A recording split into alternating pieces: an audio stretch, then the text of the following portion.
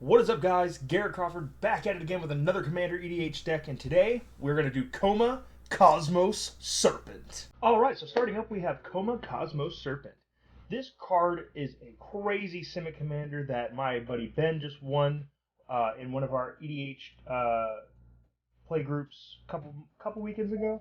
So I'm kind of trying to catch up on all the decks that we've played. We've been playing a lot here recently. So this is the one that he won with.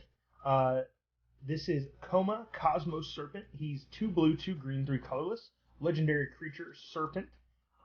This spell cannot be countered. At the beginning of each, yes, I said each, upkeep, create a 3/3 blue Serpent creature token named Koma's Coil. You can sacrifice another Serpent and choose one of the following. Target permanent.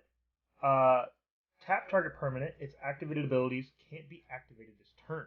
Or you can basically make Koma indestructible. So that is super key. We're trying to make as many Serpents as possible. We're trying to go wide. We're trying to go big. We're trying to do all the dumb, stupid things that Simic offers. So let's get started with the creatures. I'm just going to give brief acknowledgement to each of their abilities.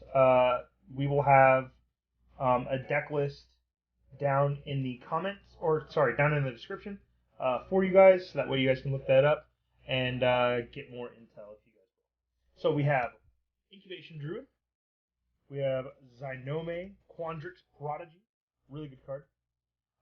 Needlethorn Drake. This card's actually pretty cool because of the Flying Death Touch. You can actually make a bunch of these. We have Zameck Guildmage. Guardian Augmenter. Reclamation Sage. Trygon Predator. Managorger Hydra. Now this one is a really funny one to duplicate because then when everybody just starts casting spells, all the tokens are just constantly getting buffed. So yeah, Managorger can get out of hand.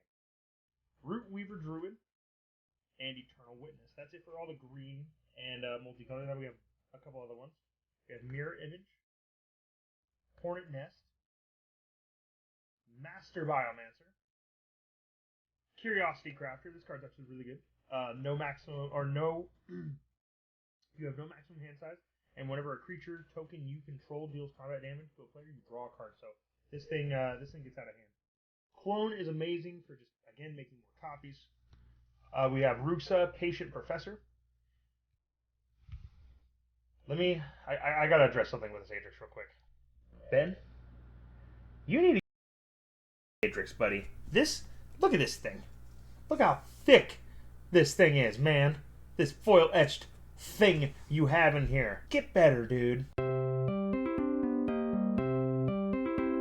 So Adrix actually is super busted. Ward 2, so you got to pay extra to try and target it, and then if one or more tokens would be created, it's basically an anointed procession on a stick.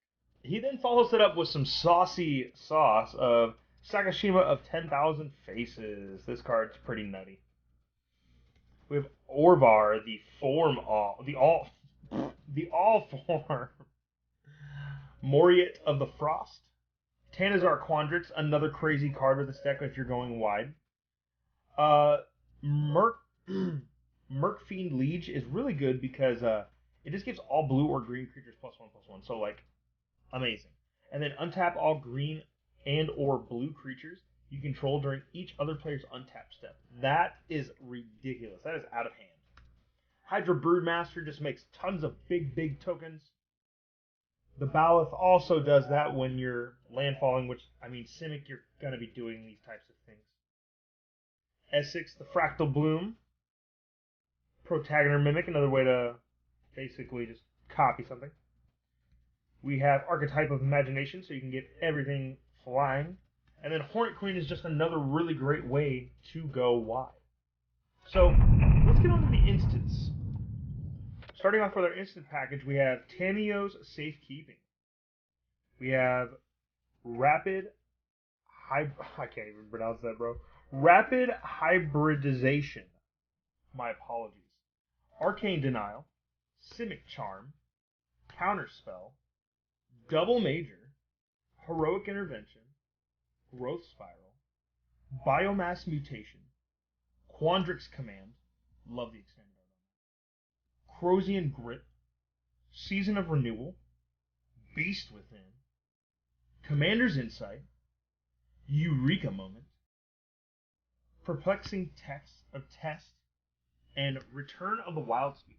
So a lot of the spells in this are either to ramp you really big, or they're going to draw you cards, or just create more tokens. And then this deck, Ben decided to go with a lot of the protection measures to make sure that he wasn't getting board wiped and stuff like that. He didn't want to get board. That was his biggest fear, was getting board wiped. So that's why he tried to decide to play more like widespread protection and or just counter spells. So yeah, I think he did really good with that. Now we're on to the sorcery package. We have some mostly mana ramp here, which is completely justified. We got Explore, Rampant Growth. Curse of the Swine is actually pretty cool because with so much mana, you can just turn a bunch of things into boars. Golden Ratio, Cultivate, Kodoma's Reach, Nissa's Expedition, all for the mana search or to ramp you. Replication Technique, another great way to create creature tokens. Shamanic Revelation, really good way for drawing cards and then gaining a little bit of life as well. Spitting Image and Azuri's Predation. Another good way to just create more tokens. So yeah, that's what you're trying to do here. Just make as many tokens as you possibly can to just overwhelm all of your opponents into submission. And next up, so we got Helm of the Host, which, needless to say, probably the most busted card in this deck, in my opinion. Rings of Bright Hearth, pretty decent.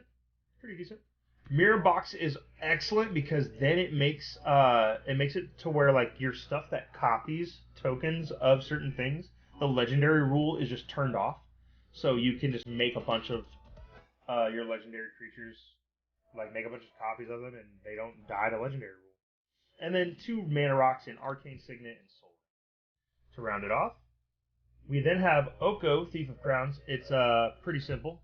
I create a food. I then exchange that food for your elk. Yes, I'm turning you into an elk. Garruk Primal Hunter. This guy's just a really good balanced green planeswalker to add into here. And then to really just completely go off the hinges in this deck, you play Omniscience. And it's actually pretty quick to get to 10 mana in this deck. I've seen Ben do it on turn like 5-6 before. It's pretty insane. So, alright guys, I really hope that you enjoyed this deck tech. I didn't do too much of an explanation because I felt like it was pretty straightforward. You just build a huge board, make them really big. It's literally like the embodiment of Simic. The really good thing about this deck, super cheap. So the commander is actually like really cheap, like maybe $5-10 bucks.